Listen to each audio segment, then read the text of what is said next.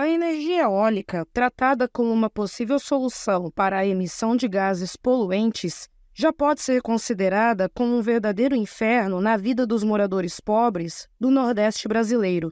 Este é o Visão Libertária, sua fonte de informações descentralizadas e distribuídas. As chamadas fontes de energia limpas e renováveis são uma grande bandeira de governos de esquerda, e isso se aplica, é óbvio, ao governo Lula.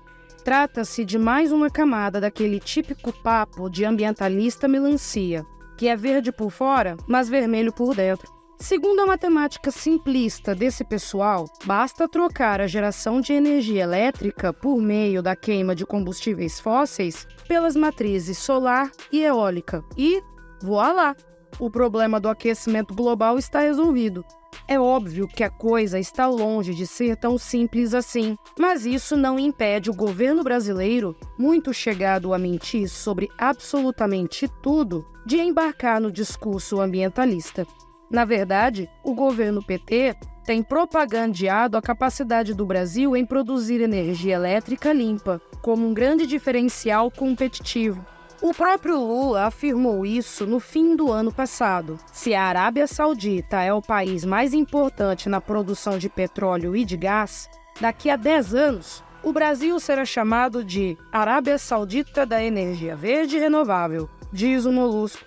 A verdade é que o Brasil, atualmente, já possui uma matriz elétrica bastante limpa, uma vez que quase metade de toda a produção de energia elétrica nacional provém de fontes limpas e renováveis. Isso é, basicamente, mais do que o triplo da média mundial.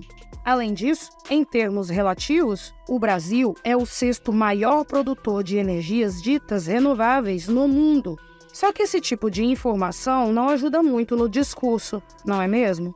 É preciso criar um problema imaginário para combatê-lo com políticas mais do que questionáveis. Pois bem, chegamos assim à questão da energia eólica, uma das grandes promessas das energias renováveis em todo o planeta. O Brasil já possui uma considerável capacidade de produção de energia por meio da força dos ventos, sendo que a região Nordeste concentra a maior parte dos parques eólicos do Brasil, cerca de 80% do total nacional. Isso parece algo muito bom, num primeiro olhar, não é mesmo? Mas e se a coisa não for tão positiva assim? A realidade é bastante diferente daquilo que a propaganda política faz crer. A verdade é que os parques eólicos são pouco produtivos, custam grandes fortunas para serem construídos, geram poluição visual e sonora e prejudicam o meio ambiente. Ou seja, o saldo, ao que tudo indica, é bastante negativo. E, como sempre acontece nesses casos, são os mais pobres que pagam a fatura. A instalação de parques eólicos no Nordeste brasileiro tem trazido grandes prejuízos e sofrimento para o povo daquela região. Embora muitas turbinas tenham sido instaladas no litoral, a região da Caatinga termina por ser mais procurada pelas empresas por conta de seus fortes ventos. E é aí que começa o castigo dos moradores do sertão nordestino. Os problemas partem da própria instalação das pás eólicas e de sua proximidade com as casas dos sertanejos. Veja, por exemplo, que diversos países europeus estabeleceram distâncias mínimas para a operação de usinas eólicas em relação às residências. Na França, essa distância é de 500 metros, enquanto que na Alemanha ela é de 1 quilômetro. Já o Conselho Nacional de Meio Ambiente, CONAMA, aqui do Brasil, recomenda uma distância de 400 metros, mas sem impedir qualquer instalação fora desse padrão. Contudo, é um fato bem documentado que existem turbinas eólicas instaladas a meros 100 metros das casas dos moradores no sertão do Nordeste.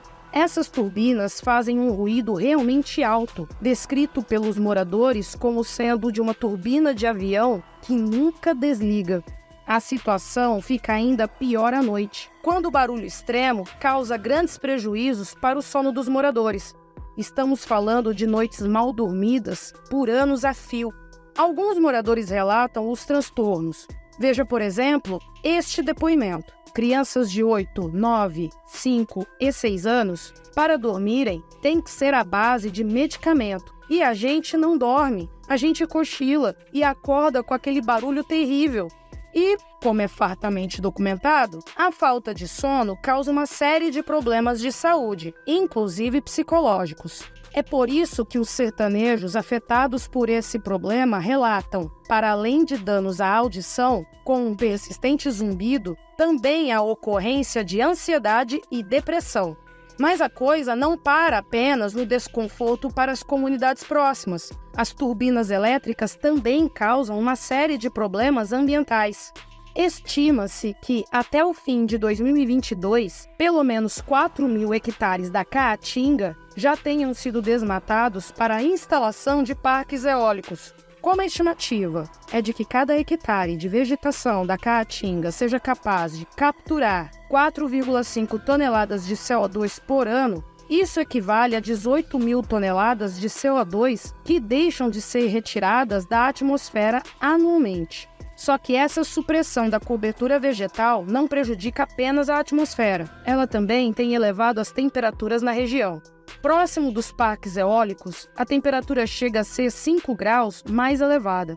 Todo esse calor também prejudica os açudes da região, dos quais depende boa parte da população. Casos de assoreamento das fontes de água por conta do desmatamento e de poluição de açudes com morte de peixes têm sido relatados com frequência. As empresas responsáveis pelas turbinas, é claro, tiram o corpo fora. Inclusive, a política Nevinha Valentim, ligada a ONGs que tratam do tema na região, afirmou o seguinte a respeito da instalação das pás eólicas. Quando chega em larga escala, devastando dunas, manguezais, quando tem um modo de agricultura de produção familiar, então isso é uma coisa devastadora.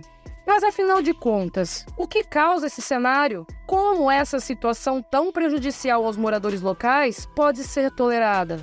Temos, nesse caso, uma clara interferência estatal. Trata-se do governo forçando a barra para que essas instalações eólicas sejam feitas. Os moradores locais se sentem coagidos a fazer parte desse modelo prejudicial para suas vidas e que envolve o arrendamento de suas terras por preços irrisórios, com pouca ou nenhuma compensação pelo desmatamento. Depois disso, sobra o total abandono por parte do poder estatal que, supostamente, deveria apoiá-los. Bem, é isso que a maioria espera de um governo, não é mesmo? Que apoie as pessoas mais pobres e vulneráveis, contra os capitalistas, exploradores e coisas do tipo. Só que para o governo brasileiro, isso não faz muita diferença. O importante mesmo é ter um discurso bonitinho para levar para o exterior.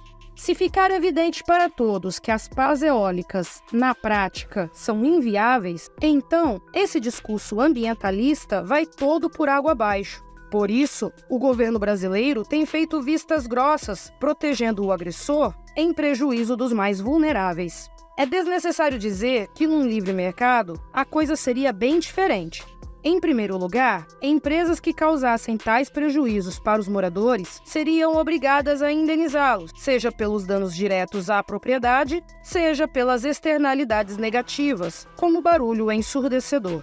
Nessas circunstâncias, não existiria um papai-estado disposto a proteger as grandes empresas, às custas das pessoas pobres. A verdade, porém, é que numa sociedade livre, talvez ninguém investisse realmente em energia eólica, porque essas usinas não são necessariamente viáveis ou eficientes. Uma usina de gás natural com capacidade para produzir 200 megawatts ocuparia o espaço de um quarteirão. Já um parque eólico com essa mesma capacidade ocuparia 36 quilômetros quadrados. Portanto, muita terra tem que ser ocupada, com prejuízo para os locais, para o meio ambiente e para todo mundo, de forma geral. Ou seja, não se trata apenas do CO2 que deixa de ser emitido. Os impactos precisam ser mensurados em mais detalhes. Mas o Estado não se importa com isso. O que realmente importa é fazer valer a propaganda globalista de preservação ambiental, que existe apenas para dar mais poder para os políticos. E isso não se restringe apenas ao Brasil. Ao redor do mundo, diversas usinas eólicas têm sido erguidas em zonas de preservação ambiental, em terras de pessoas pobres e em territórios indígenas. Protestos têm sido realizados em vários países por conta desses problemas. Por isso, já existem projetos para a instalação de usinas eólicas em alto mar, mas seus impactos, que certamente existem, ainda são desconhecidos. A verdade é que, de forma geral, é exatamente assim que todas as medidas anti-carbono funcionam. Elas são um estorvo para os mais pobres, somente para justificar o discurso dos políticos. Na prática, os prejuízos quase sempre superam os benefícios que podem ser obtidos com essas medidas.